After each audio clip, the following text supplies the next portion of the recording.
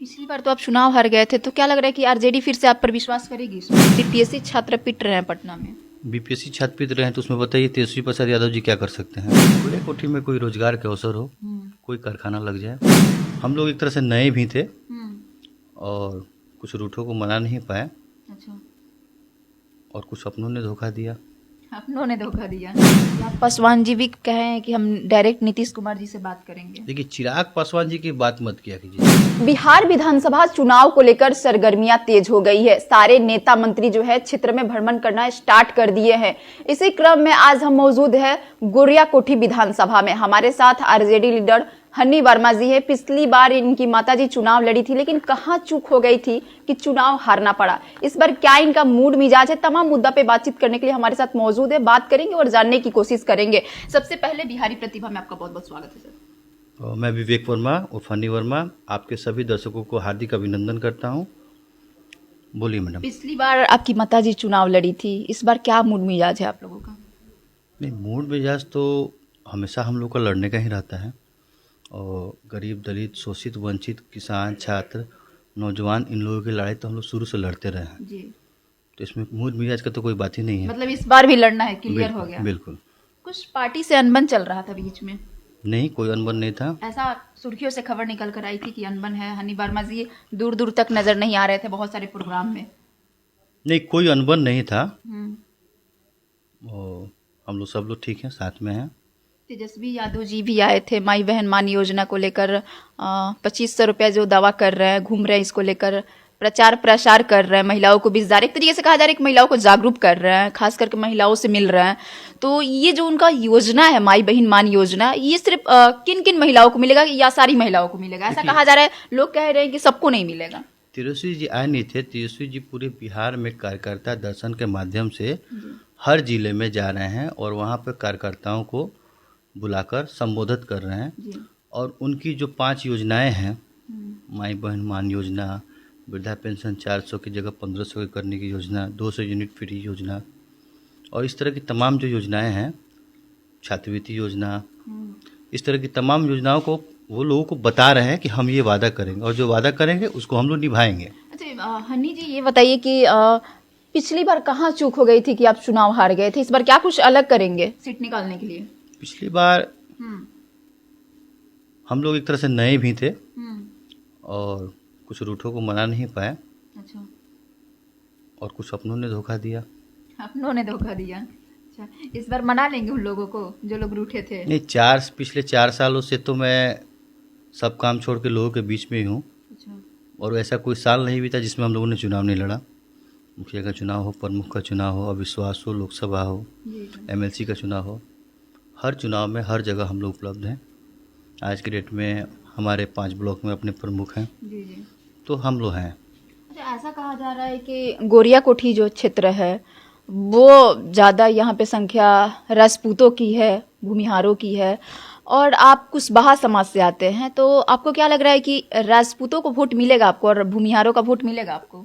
देखिए, पिछले चुनाव लोकसभा चुनाव में यहाँ के जो वर्तमान विधायक जी हैं और उन्हीं के समाज से कांग्रेस के प्रत्याशी रहे थे, तो उन्होंने कहा कि हमारा वोट ही कितना है, मतलब उन्होंने अपने समाज को संबोधित किया कि भूमिहार का वोट यहाँ 12,000 है। जी जी। और उतना ही के करीब और लोग का भी है। हम लोग का तो फिर भी बहुत ज़्यादा वोट है। और वोट समाज से नहीं, हम सबको मिला-जुला लेके चलेंगे और हम लोग जीतेंगे। करप्शन बहुत है गोरियाकोठी में। करप्शन तो नीतीश कुमार के सरकार में पूरे बिहार में है जी। और मोदी जी के शासन में पूरे देश में है। कहाँ करप्शन नहीं है, ये बताइए आप। अगर करप्शन नहीं होता तो आज तक पेड न्यूज़ चलता।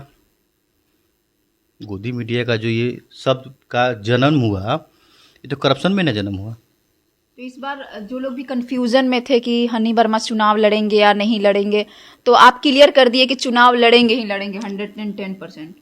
लोग कह रहे हैं चुनाव लड़ने के लिए, हम क्या क्लियर करेंगे? आप जाइए क्षेत्र में। बिल्कुल। और लोग बहुत लोग, हम गए भी है क्षेत्र में, लोग कह रहे हैं कि हनी वर्मा को भी इस बार टिकट मिलना चाहिए। अगर हनी वर्मा को मिलता है तो इस बार निकलने का चांस। अब ये तो पार्टी निर्णय करेगी कि इसको टिकट मिलेगा, लेकिन हम लोग क्षेत्र में हैं। बाकी लोग भी दावा कर रहे हैं, जैसे कि वरुण सिंह हो गए, बाकी लोग भी दावा कर ये रहे तो हैं। लोकतंत्र की खूबसूरती है ना, कि सब लोग दावा कर रहे हैं। कुशवाहा जी भी हैं। ये तो लोकतंत्र की खूबसूरती है कि पार्टी में सब लोग है जी। और सब लोग टिकट मांगता है।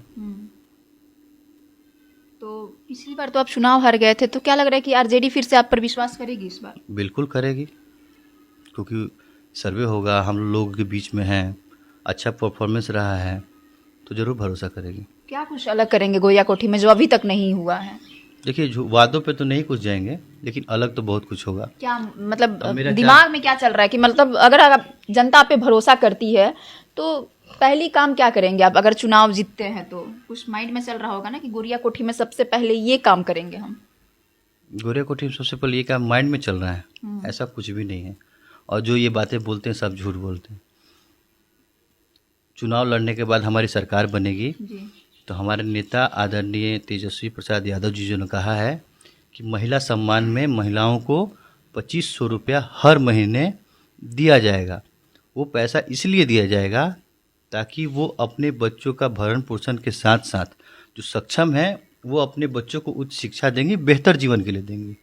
200 यूनिट फ्री बिजली इसलिए दी जाएगी ताकि ये जो बिजली का लोड है, जो सेंट्रल गवर्नमेंट की कमियों की वजह से आम आदमी के जेब पर जो भारी बोझ पड़ा है उसको कम करने में सहायता मिलेगी।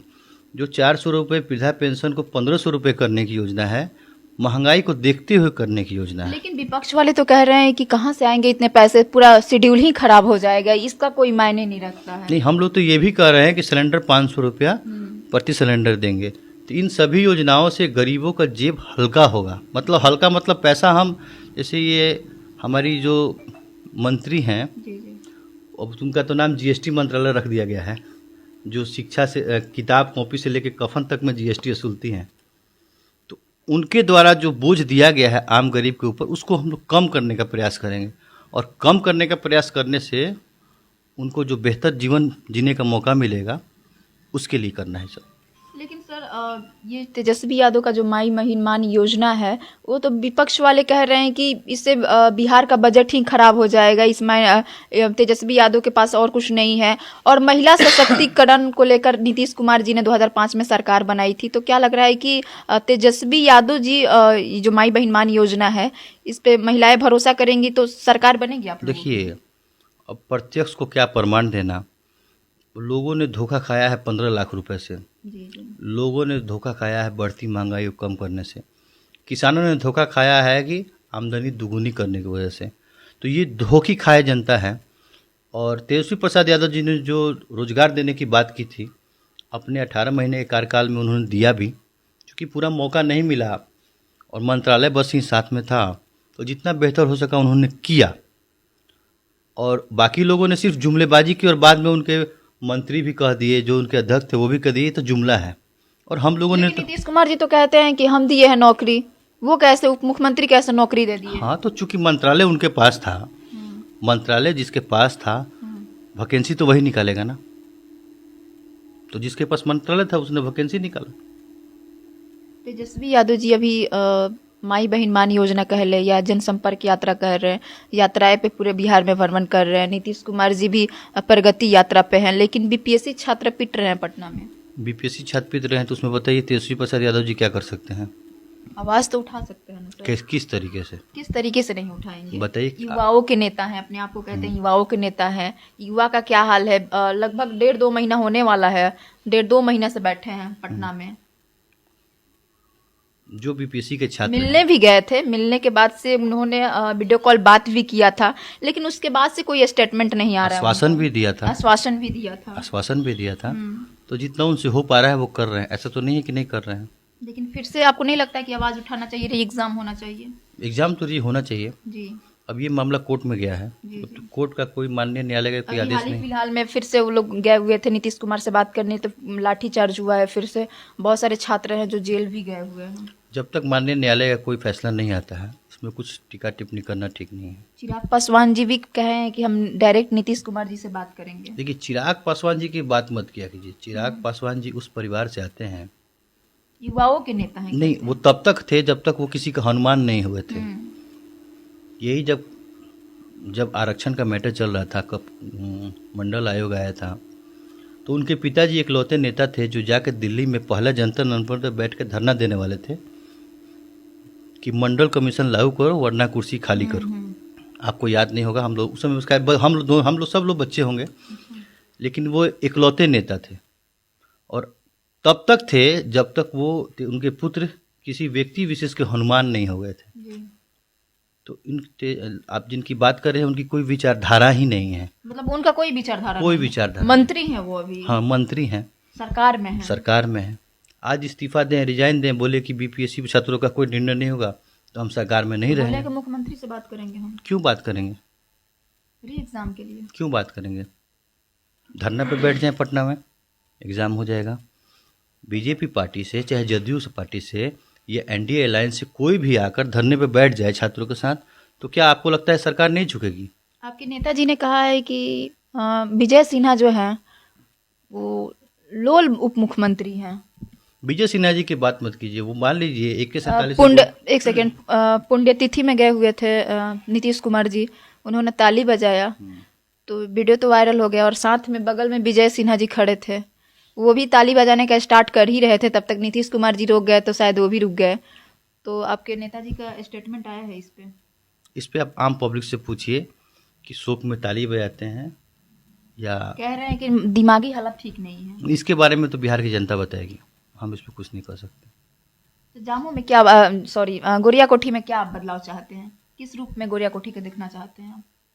गोरिया कोठी में कोई रोजगार के अवसर हो, कोई कारखाना लग जाए, ये चाहते हैं। डिग्री कॉलेज है? नहीं है। डिग्री कॉलेज भी तो होना चाहिए ना एजुकेशन के क्षेत्र में। बिल्कुल होना चाहिए। स्वास्थ्य सुविधा भी मेरे ख्याल से नहीं है, एम्बुलेंस भी नहीं है। नहीं, सब कुछ है। अंग्रेजों के ज़माने का हॉस्पिटल है जामो में, लेकिन बगल के ही माननीय मंत्री जी हैं, आज तक उसमें डॉक्टर नहीं बैठा पाए। वर्तमान विधायक जी हैं, कितने बार जाके एम्बुलेंस का फीता काटे, ऑफिस का फीता काटे, लेकिन आज तक एक डॉक्टर नहीं दे पाए। बगल में मदारपुर है, वहाँ पे 2-3 दिन में धरना भी होने वाला है, लगभग 7 या तारीख को। वहाँ हॉस्पिटल है, पीएससी है, और उसको शिफ्ट कर दिया गया दूसरा जगह, लक्ष्मी नबीगंज, जबकि वो भी 50 साल कई साल पुराना पीएससी है। वहाँ एक डॉक्टर बैठेगा तो 10 गांव के लोग वहाँ इलाज कराएंगे, और मेन रोड पर भी है। सर, क्षेत्र में जा रहे हैं तो कैसा रिस्पांस मिल रहा है आपको? लोगों का पूरा प्यार मिल रहा है, सहयोग मिल रहा है। तो माता जी चुनाव लड़ेंगी कि आप ही लड़ेंगे? माता जी ही लड़ जाएंगी। माता जी ही लड़ेंगी।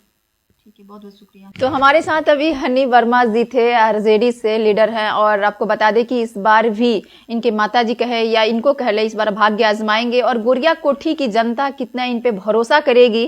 कुछ ही दिन में वोटिंग भी होगा, रिजल्ट भी सामने आएगा, और किसको टिकट मिलेगा ये भी कंफर्म नहीं कहा जा सकता है, लेकिन ये दावा कर रहे हैं मिलना तो इन्हीं को चाहिए। जनता भी चाह रही है कि इन्हीं को मिले, क्योंकि कुछ ही वोटों से इन्होंने पिछली बार हार हासिल किया था। आपका क्या प्रतिक्रिया है, और आपके अनुसार गोरिया कोठी से कौन कैंडिडेट होना चाहिए विधायक के रूप में, हमें कमेंट सेक्शन में जरूर बताइएगा। इसी तरीके के तमाम खबरों के लिए हमारे चैनल को सब्सक्राइब कर ले। फेसबुक पेज पर देख रहे हैं तो पेज को लाइक और फॉलो करें। बहुत बहुत धन्यवाद।